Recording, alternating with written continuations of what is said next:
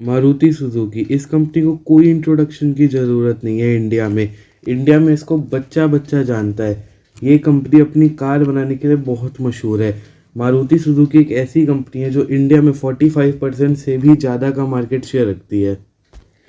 इसकी कारें हर सेगमेंट में सेलिंग में किंग है। मारुति सुजुकी के दो पार्ट है, एक है एरिना और दूसरा नेक्सा। एरिना में नॉर्मल कार मिलती है मारुति सुजुकी की, जैसे ऑल्टो, स्विफ्ट, सिलेरियो वगैरह वगैरह। नेक्सा में मारुति की प्रीमियम कार्स मिलती है, जैसे बलेनो, सियाज, एस क्रॉस वगैरह वगैरह। इनकी कारें हर सेगमेंट में टॉप सेलिंग की लिस्ट में आती ही आती है। इनकी एंट्री लेवल हैचबैक देख लीजिए, ऑल्टो, एस्प्रेसो की सेल्स का कोई मुकाबला नहीं है। फिर एक सेगमेंट ऊपर सिलेरियो, उसकी सेल्स का भी कोई मुकाबला नहीं है। फिर अर्बन एसयूवी में इग्निस, उसकी सेल्स का भी मुकाबला नहीं है। फिर सेडान में आ जाती है उनकी स्विफ्ट डिज़ायर, उसकी तो सेल का मुकाबला है ही नहीं सेडान की सेगमेंट में। फिर हैचबैक में आ जाती है उनकी स्विफ्ट, जिसकी सेल्स का तो मुकाबला कोई है ही नहीं, वो तो इंडिया की टॉप सेलिंग कार है। फिर प्रीमियम सेडान में उसकी सियाज आ जाती है, और प्रीमियम में सबसे ज़्यादा सियाज ही बिकती है। फिर प्रीमियम हैचबैक में आ जाती है बलेनो, जिसकी सेल्स का भी मुकाबला नहीं हो, तो 6th नंबर पे आती है इंडिया की टॉप सेलिंग कार्स में।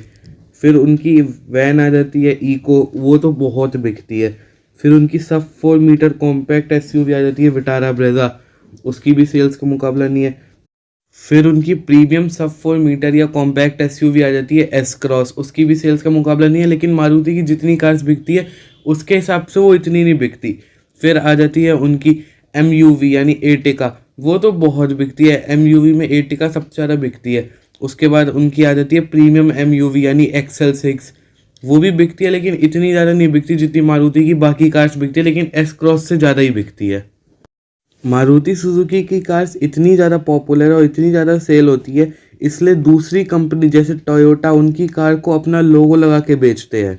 मारुति सुजुकी का पेट्रोल इंजन बहुत स्मूथ है, बहुत कम आपको नॉइस मिलती है। इंजन नॉइस, वाइब्रेशन बहुत कम मिलती है आपको मारुति के इंजन में, पेट्रोल वाले। इतनी ज़्यादा सेल्स होने के बाद लोग उस कंपनी को इतना ट्रस्टेड और रिलायबल मानते हैं, फिर भी मारुति ने एक फ्रॉड किया। ऐसी मारुति को क्या ज़रूरत पड़ गई थी जो उसको फ्रॉड करना पड़ा। मारुति अपनी लगभग हर गाड़ी को हाइब्रिड टेक्नोलॉजी बताता है। ये वीडियो उन लोगों के लिए बैड न्यूज़ है जिनके पास मारुति की हाइब्रिड कार है।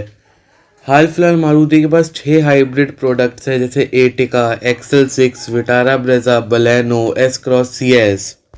जिनके पास भी ये 6 कार है विद हाइब्रिड टेक्नोलॉजी वाला वेरिएंट, उनके साथ धोखा हुआ है।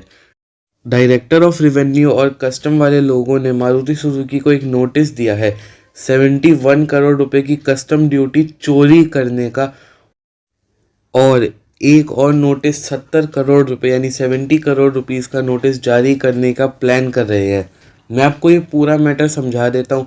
जैसे कि आपको पता ही होगा, इंडिया में अगर आप कोई भी सामान बाहर से इंपोर्ट करते हैं, मतलब आउट ऑफ इंडिया से आप कोई भी सामान इंपोर्ट करते हैं, तो उस पर आपको कस्टम ड्यूटी देनी पड़ती है। और वो कस्टम ड्यूटी हमारे इंडिया की गवर्नमेंट डिसाइड करती है कि आपको कितनी कस्टम ड्यूटी देनी है उस प्रोडक्ट पे। 2017 में गवर्नमेंट ने डिसाइड किया था कि हाइब्रिड टेक्नोलॉजी के पार्ट्स जो कार में लगते हैं, जो पार्ट इंपोर्ट किए जाते हैं इंडिया में, उनके ऊपर लगने वाली कस्टम ड्यूटी हटा दी जाएगी। मतलब जो पार्ट हाइब्रिड टेक्नोलॉजी के जो पार्ट इंपोर्ट करे जाते हैं इंडिया के बाहर से, जो आपकी कार में लगेंगे, उन पे जो कस्टम ड्यूटी होगी वो हटा दी जाएगी। इस छूट का मारुति ने गलत फ़ायदा उठाया है। 2019 में डायरेक्टर ऑफ रेवेन्यू लखनऊ के सामने ये पूरा केस सामने आ जाता है कि मारुति वाले अपनी कार को बोलते हैं कि हमारी कार फुली हाइब्रिड टेक्नोलॉजी पे बेस्ड है, लेकिन वो अपने सॉफ्टवेयर में थोड़ी सी छेड़खानी करके जिन पार्ट्स को इंपोर्ट कर रहे हैं वो और कस्टम ड्यूटी पे मिलने वाली छूट का पूरा फ़ायदा उठा रहे हैं। वो रियल में पूरी कार उनकी कंप्लीट हाइब्रिड टेक्नोलॉजी पे बेस्ड है ही नहीं।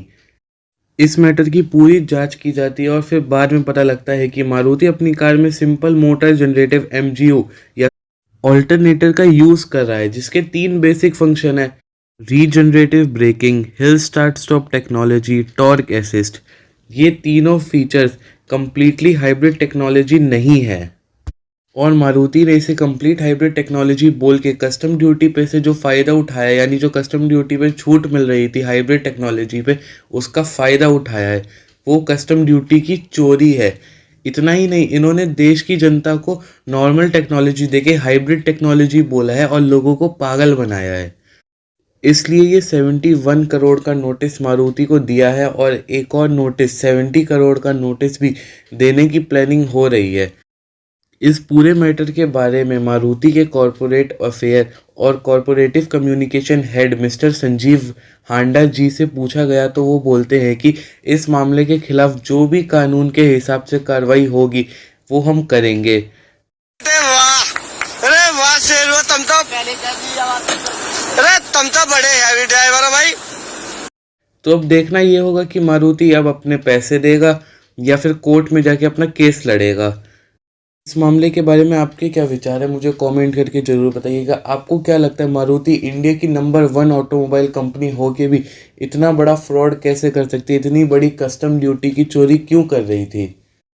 तो इस वीडियो में तो बस इतना सा ही। वीडियो देखने के लिए आपका धन्यवाद। आपका दिन शुभ रहे।